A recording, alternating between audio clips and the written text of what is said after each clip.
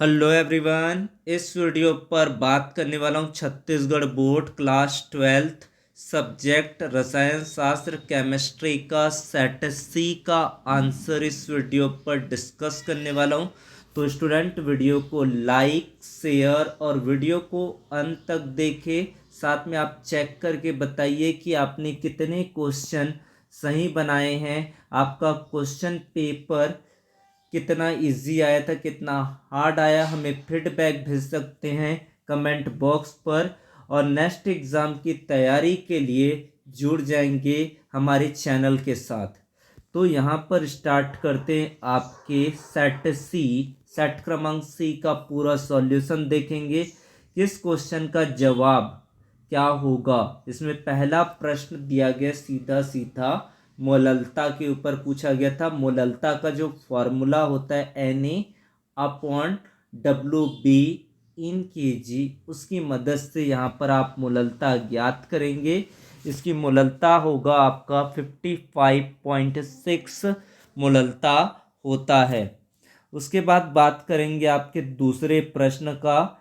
एक फैराडे विद्युत का मान है 10⁶ coulomb, 96,500 coulomb, 3.7 into 10⁶ coulomb, 6.023 into 10⁻23 coulomb.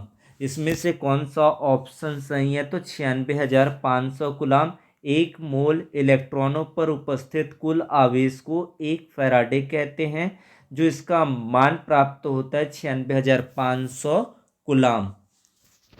फिर से आपका जो नेक्स्ट क्वेश्चन पूछा गया था ताप गुणांक के ऊपर पूछा गया था। The value of the temperature coefficient is usually between 1 to 4, 2 to 3, 1 to 3, 2 to 4। What is the right answer.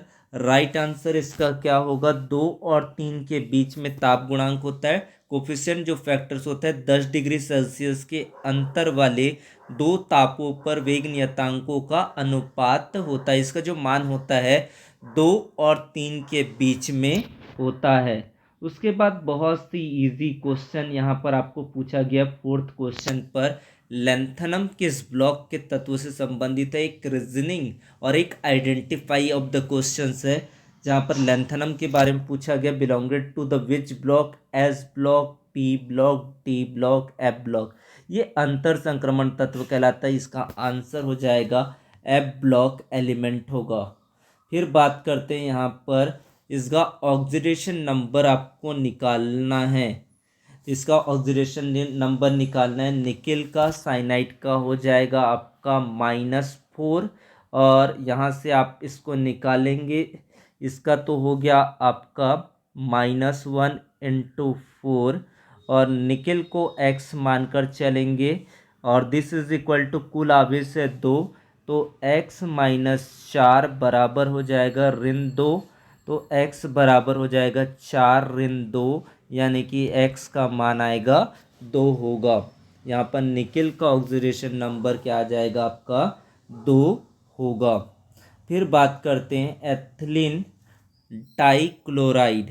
Ethylene dichloride है विस डाई हैलाइट का।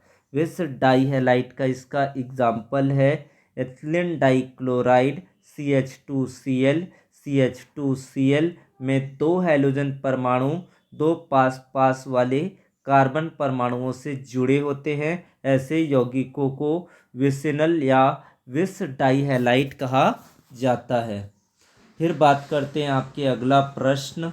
जब एथिल अल्कोहल को सांद्र H2SO4 के साथ 443 केल्विन पर गर्म किया जाता है तो क्या प्राप्त होता है।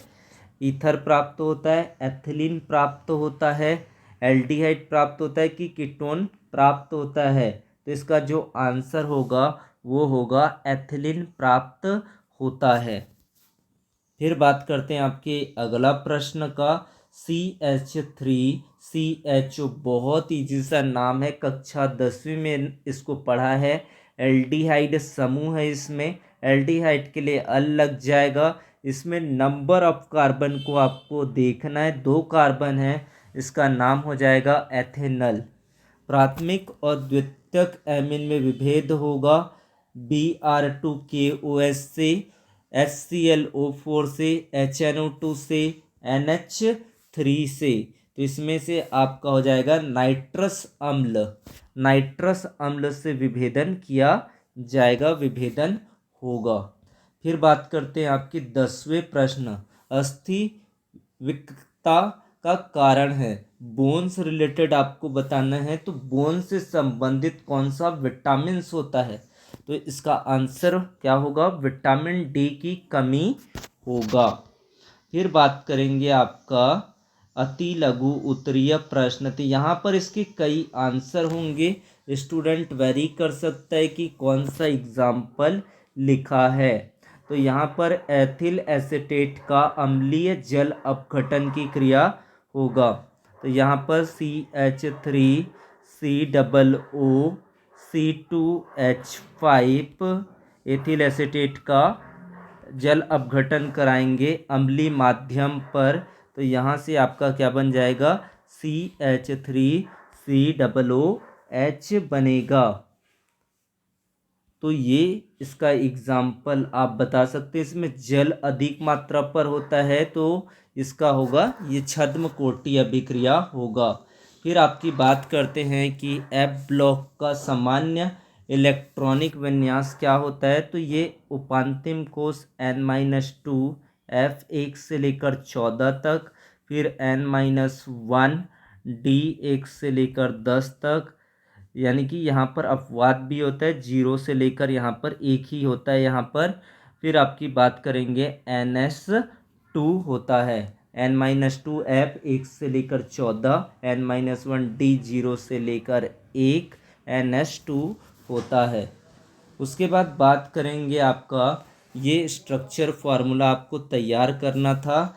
इसकी structure formula 4 bromo 3 meth pent 2 ene. तो इसमें आपको पेंट के लिए संरचना 5 कार्बन 1 2 3 4 और ये 5 कार्बन है। उसके बाद आपको जोड़ना था डबल बॉन्ड सेकेंड पोजीशन पर। तो सेकेंड पोजीशन पर आपको डबल बॉन्ड लगाना है।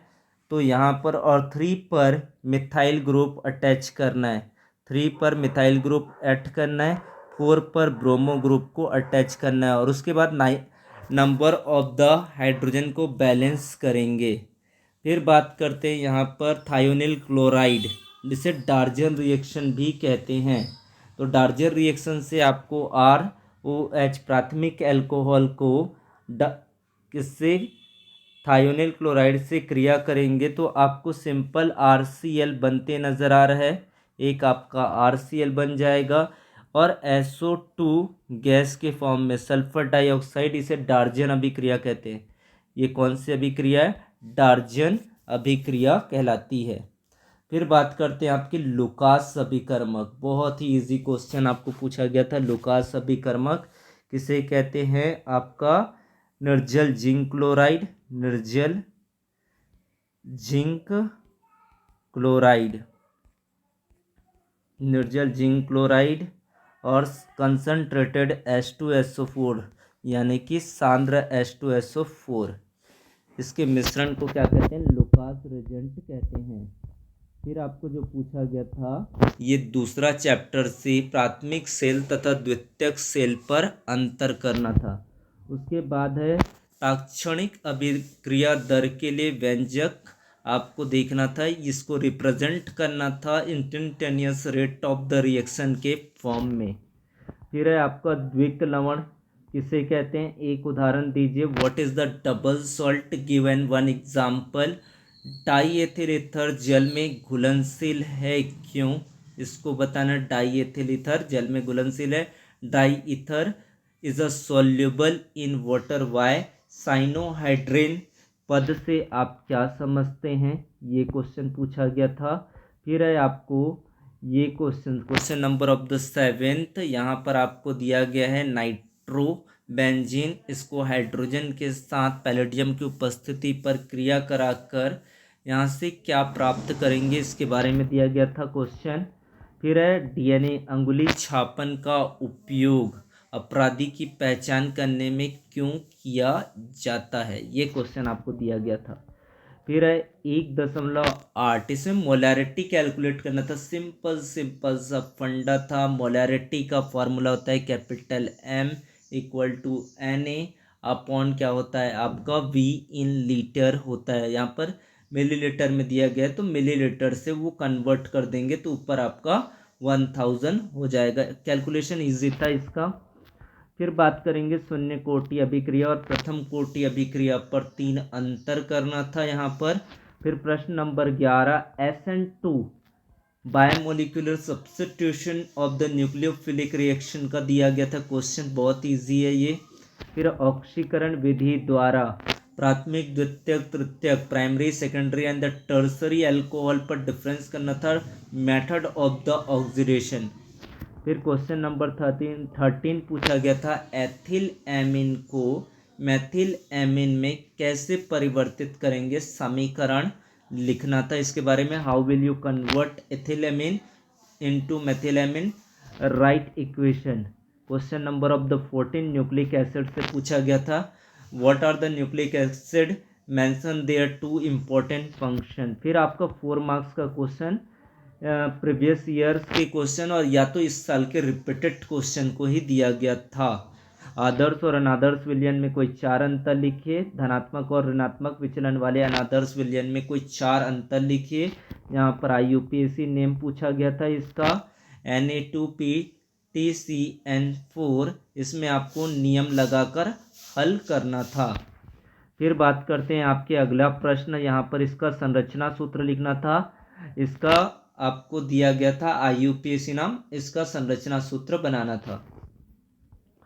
फिर आपका जो नेक्स्ट क्वेश्चन है ये प्रीवियस ईयर या तो इस साल के या 2022 और 2024 का बहुत ही हुबहू क्वेश्चन को पूछा गया ये प्रश्न है। 2022 और 2024 में यही प्रश्न और सेल अभिक्रिया के लिए विद्युत वाहक बल की गणना यानी कि EMF का कैलकुलेशन करने के लिए पूछा गया था। तो ये क्वेश्चन आपके लिए बहुत इम्पोर्टेंट था। इसमें भी आपको 2 क्वेश्चन उसी तरीके से ही पूछा गया है। तो न्यूमेरिकल ज़्यादा हार्ड नहीं रहा इस बार का, तो बहुत ही ईजी पैटर्न पर क्वेश्चन दिया गया है। आपकी क्या राय है आप कमेंट पर ज़रूर बताएं। कैनिज़ारो रिएक्शन पूछा गया था, Hell Volhard Zelinsky reaction, iodoform reaction, एसिटिलीकरण एंड एल्डोज संघनन का दिया गया था ये क्वेश्चन। ये 5 क्वेश्चन आपको पूछे गए थे। तो इस तरीके से आप यहाँ से देख सकते हैं आपका कितना प्रश्न बना, आप कमेंट पर बताइए और ग्रुप को ज्वाइन अवश्य कर लीजिए जिसका लिंक आपको कम्युनिटी पोस्ट पर मिल जाएगा। आगे बायोलॉजी का एग्ज़ाम होने वाला है, उनकी तैयारी आप हमारे माध्यम से कर सकते हैं व्हाट्सएप ग्रुप पर जुड़कर। यहाँ पर आपको क्या होता है, जब भी एक एसीटोन पर NOH और I2 की क्रिया कराई जाती है, एसिटाल्डिहाइड का जिंक अम्लगम और HCl की उपस्थिति पर अपचयन करना, एसिटिक अम्ल का PCl5 से रिएक्शन, एसिटिक अम्ल का अमोनिया से रिएक्शन, मेथिल साइनाइड पर SN2 तीन क्लोराइड और HCl की उपस्थिति पर अपचयन के पश्चात जल अपघटन। तो अपचयन के क्वेश्चन यहाँ पर आप देख सकते हैं 2 से 3 क्वेश्चन अपचयन के ऊपर ही पूछा गया है। तो वीडियो को देखने के लिए धन्यवाद। Like share and comment the video. Thank you so much.